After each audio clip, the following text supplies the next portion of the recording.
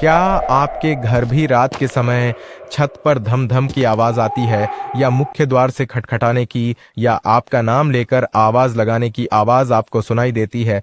तो मेरी बात को ध्यान से सुनिए। कहा जाता है कि यदि इस तरह की आवाज सुनाई दे या कोई भी इस तरह का आभास हो, तो उस आवाज का कभी भी पीछा न करें। इन आवाज के बारे में आप सिर्फ अपने परिवार में या किसी बुजुर्ग को ही बताएं। यदि आपको रात में 12 बजे से 3 बजे के बीच पायलों की आवाज सुनाई दे, तो ये आपके लिए शुभ संकेत हो सकता है। इस समय अगर पायलों के चलने की आवाज आ रही है, तो इसका मतलब आपके घर में मां लक्ष्मी का आगमन हो रहा है। कहा जाता है कि यदि ऐसी आवाज सुनाई दे, तो भयभीत होने की बजाय प्रसन्न हो जाएं और मन में मां लक्ष्मी का ध्यान करके चुपचाप सो जाएं।